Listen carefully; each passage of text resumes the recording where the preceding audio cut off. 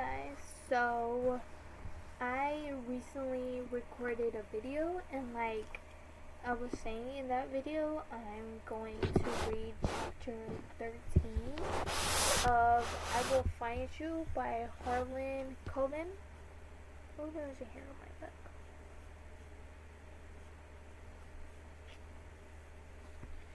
So yeah, I've just finished filming that video.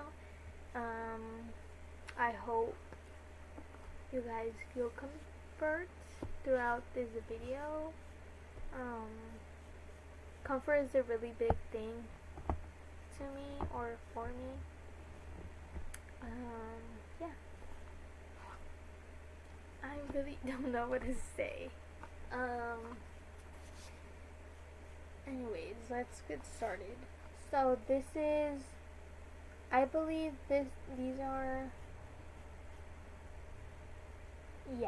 this is David's chapter of the book, obviously. So it's my personal favorite. Like David's chapters are my personal favorites. So let's go into it. Chapter 13. 3 cop cars, all with flashing lights on top of them, basically, are on us now. I feel numb. I am out of Briggs for the first time. The prison thing. I feel numb. I'm out of Briggs for the first time in 5 years. If they catch me, I will never get out again. Never. I know that. There is no second chance here. My fingers curl around the gun. The metal feels oddly warm and comforting. The police cruisers spread out in a V formation. I turn to Philip. It's over, isn't it? You willing to risk your life? What life? He nods. Point the damn gun to me, David. Keep it up where they can see it. I do so. The gun feels heavy now. My hand shakes. The adrenaline from the fight with Sumner, the Curly's attacks, but the man-shift escape plan seems to be ebbing away. Philip hits the accelerator. The police cruisers stay right up with us. What now? I asked. Wait, for what? As though on cue, the car phone rings again. Philip's face is a certain mask. Before he answers it, he remembers. Remember, you're a desperate man. Act like it. I nod. Philip picks up the phone and says a shaky hello. A voice immediately says, Your son is safe, Warden. He managed to untie himself and break the door down. Who the hell am I talking to? Philip asks. His voice is brusque and hostile. There is a moment of hesitation on the other line. This is again. Philip's voice booms. I ask, who the hell is this? I am Detective Wayne. Samsi, how old are you? Sir? I mean, have you always been an incompetent moron? Or is this a relatively new thing? I don't understand. Philip glances over at me. I have a desperate inmate holding a gun against my ear. Can you appreciate that, Samsi? I press the gun against his ear. Yes, sir. So tell me, Samsi, do you think the wisest course of action is to upset the inmate? No. Then why the hell are those cruisers riding up my ass? Philip gives me the small of nods. I take my cue. Give me that, I shout. Grabbing the phone from him, I try to sound crazed, on edge. It doesn't take much for me to get there. I'm not in a chatty mood, I scream, spitting out the words, trying to sound as menacing as possible. So I listen up. I'll give you 10 seconds. I won't even count. 10 seconds if I see a cop anywhere near us. After that, I'm going to put a bullet in the warden's head and drive myself. Do you hear what I'm saying? Philip adds, Jesus, David, for God's sake, you don't want to do that. I worry he's overselling it, but he's not. On the phone, I hear Sensei say,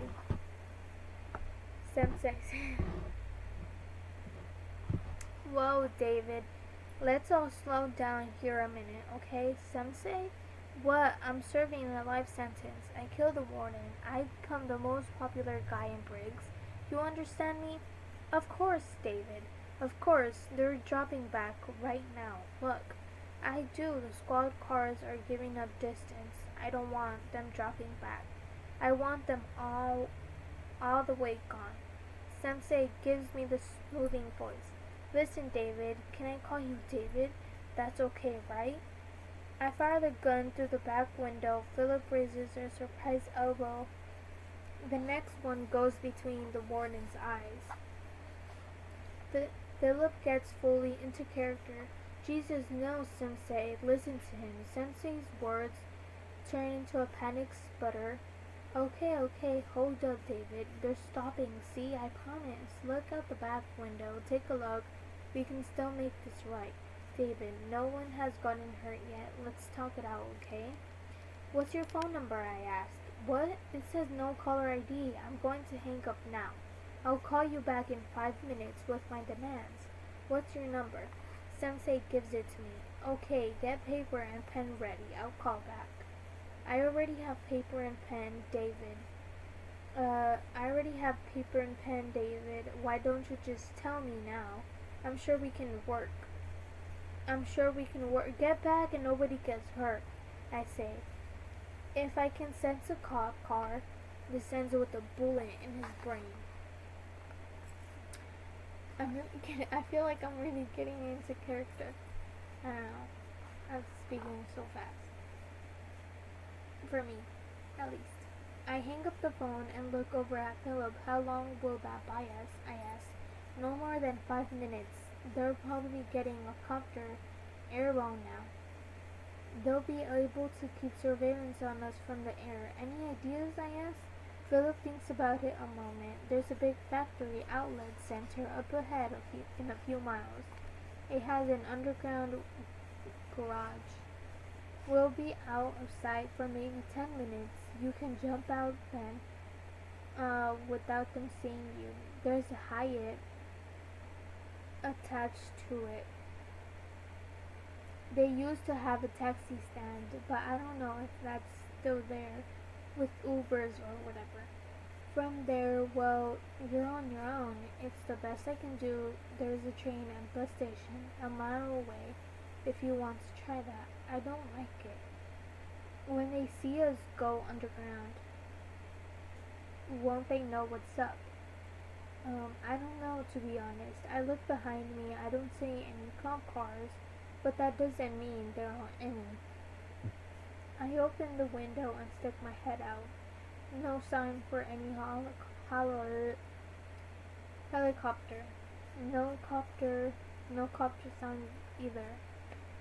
I would call Sensei back and made more threats about staying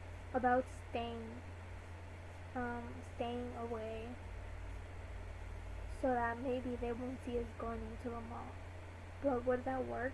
I don't know. Police aren't magicians. We think that when we watch them on TV, but we do have time. The helicopter isn't in the area. If they were using long-range surveillance, telescopes, cameras, whatever, they take time to set up. The same with getting some kind of location lock on either Adam's or Philip's mobile phone. I have time, but not a lot of it. How far are we from the underground garage? I asked.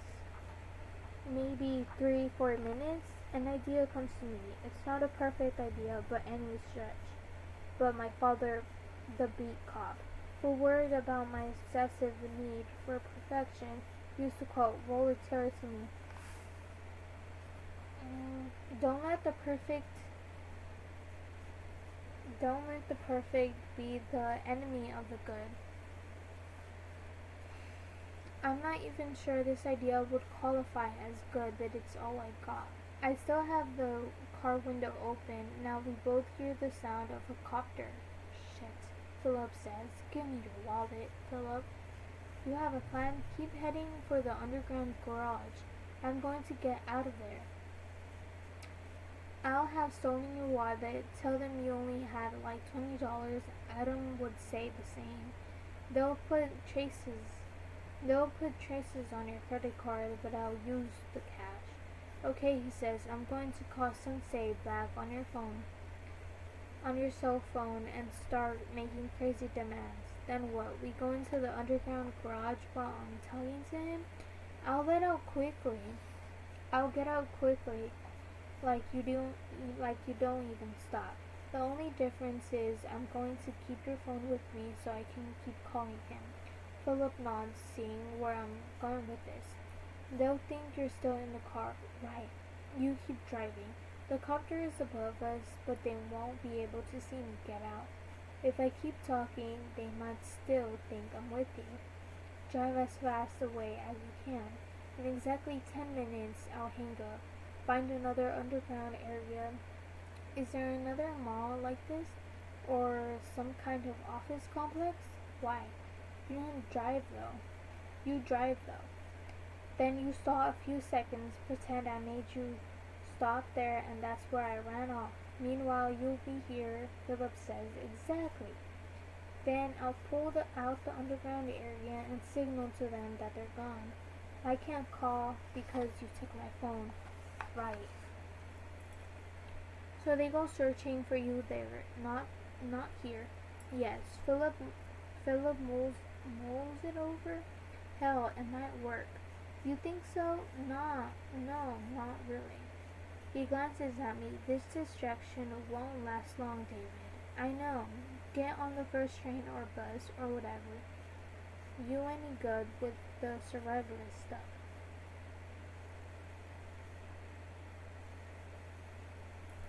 Sorry.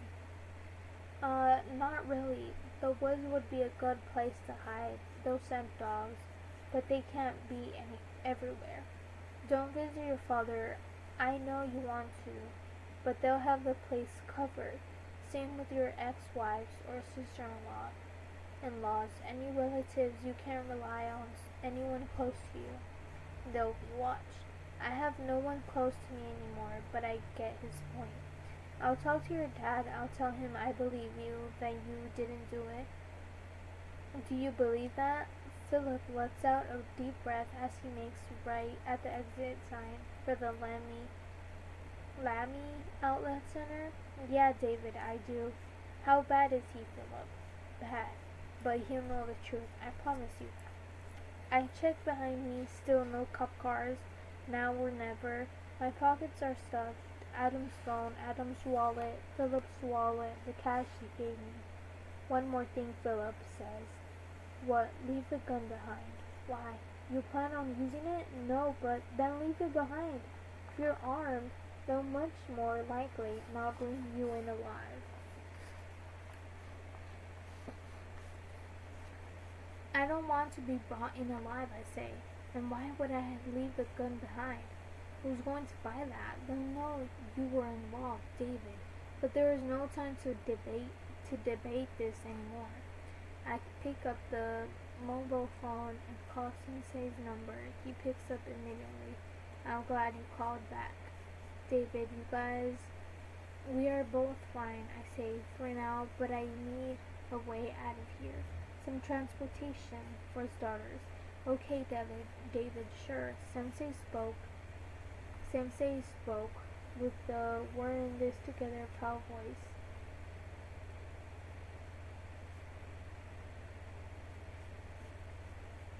Sorry. I'm tired. Even though I just woke up. He sounds calmer now, not more in control. The 5 minutes have helped him. We can try to arrange that. And I'll try, I snapped. We have reached the Lammy Outlet Center. Philip veers to the left. We start down.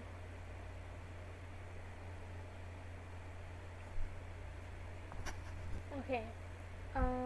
I accidentally not paused the video, but I ended it by accident. My bad. I can't speak.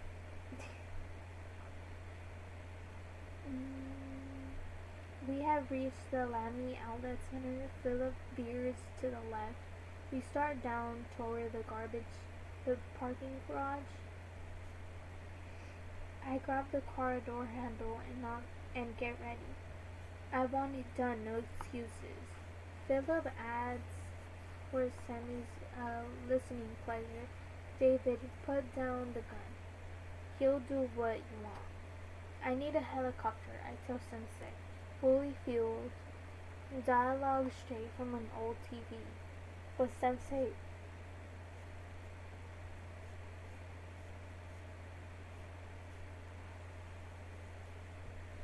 or I think it's Sensei. But Sensei seems okay with it. He plays his role. They might take a few hours, David. Bullshit. You have a copter in the air? You think I'm stupid? That's not ours. It's probably a traffic copter. Or maybe a commuter. You can't expect us to shut down. You're lying. Look, let's stay calm. I want that copter away from us now. I have a guy calling the closest Air Force now, David, and I want my own helicopter with fuel and a pilot. And the pilot better be unarmed. Philip nods up ahead. I'm ready. Okay, David, no problem. But you have to give us a little time.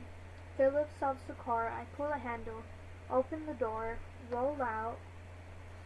As soon as I hit the pavement, Philip drives off. It all happens in a matter of 2-3 seconds tops. I crouch down and hide behind a gray Hyundai as I say, how much time to Sensei without missing a beat. I don't want to shoot the warden. Nobody wants that, but you're forcing my hand. This is all bullshit. Maybe I'll shoot him in the leg, just so you know I'm serious. No, David, look, we know you're serious. That's why we have been keeping our distance, just to be reasonable, okay? We can make this work. I dart between cars, heading toward the entrance of the mall. No suspicious cars have followed us in. No suspicious people are in the area. Listen, Sensei, here is exactly what I want. I enter the lower lobby of the mall and take up the escalator. I'm free now. I'm free for now. Right. Okay.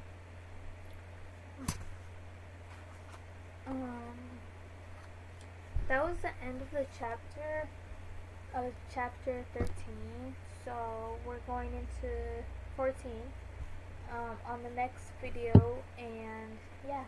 So the quality is a little bit bad because there's not much light in my room. And I'm also recording on my computer.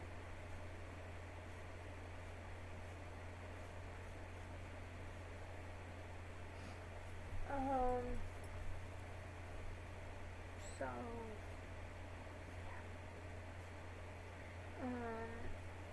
when I open the camera, or like when I want to take a photo, the quality is way better, a little bit better.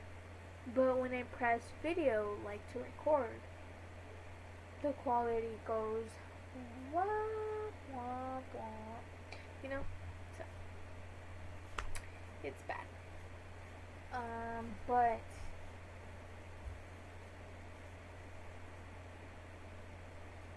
I feel like once the sun comes out, it's gonna be way better. Yeah. So I'm gonna stop. Sorry. I'm gonna start. I'm gonna stop. Hey. I'm gonna stop reading here, and just take a little break, maybe like on my phone or something. And yeah. And then we'll get right back to it. So hopefully you guys feel comfort in this video or felt comfort in this video. I know I was a little bit of like not talking too much because it's just like 22 minutes, but it's also because I wanted to keep the video a little bit short today. If you guys want any future videos, you guys can obviously plan for me. But I would have to do the scheduling and stuff like that. Yeah. I would like to record mm, 2 times a week, maybe 3. And maybe have like a pre-planned videos here and there to upload. So if I have like pre-planned videos, it would obviously be like 4 times a week, you know. But I would obviously have school, so I don't want to stress myself out with that. But I hope you guys liked this video. Comment down below what you guys want to see. I will likely do that. I would love to do that. So yeah, if you guys have any questions, any recommendations or so, let me know down below. Like, comment, subscribe, share,